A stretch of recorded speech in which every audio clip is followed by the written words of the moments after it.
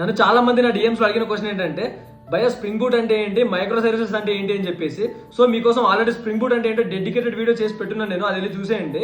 And ఈ వీడియోలో మనం మైక్రో సర్వీసెస్ అంటే ఏంటో మనం మాట్లాడదాం. అండ్ చాలా మంది కన్ఫ్యూజ్ అవుతారు లైక్ మోనోలిథిక్ ఆర్కిటెక్చర్ అంటే ఏంటి, మైక్రో సర్వీస్ ఆర్కిటెక్చర్ అంటే ఏంటి అని చెప్పేసి.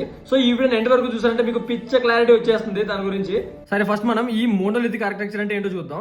ఒక ఎగ్జాంపుల్ తో మనం ఈ మోనోలిథిక్ ఆర్కిటెక్చర్ గురించి అర్థం చేసుకోవాలంటే ఒక ఈ కామర్స్ వెబ్సైట్ తీసుకోండి, లైక్ అమెజాన్ కానీ ఫ్లిప్కార్ట్ కానీ ఏదో ఒకటి తీసుకోండి. లైక్ అమెజాన్ కానీ ఫ్లిప్కార్ట్ లో ఏమేమి సర్వీసెస్ ఉంటాయి, ఈ యూజర్ మేనేజ్మెంట్ ఉంటుంది, ప్రొడక్ట్ వ్యూ ఉంటుంది, ఆర్డర్స్ ఉంటుంది, పేమెంట్ ఉంటుంది, నోటిఫికేషన్స్, ఇలా చాలా సర్వీసెస్ అయితే ఉంటాయి.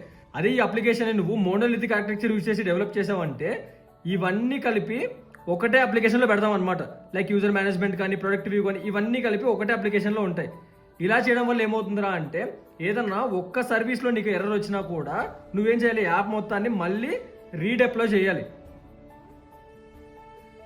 ఏం చేయాలి, ఆ యాప్ మొత్తం మళ్ళీ రీడెప్లాయ్ చేయాలి. అంటే ఏదైనా ఒక్క సర్వీస్ ఆగిపోయినా కూడా మొత్తం యాప్ మొత్తం క్రాష్ అయిపోతుంది అనమాట, యాప్ మొత్తం పనిచేయదు. సో ఇది స్కేల్ చేయడానికి అండ్ మెయింటైన్ చేయడానికి చాలా కష్టం అనమాట.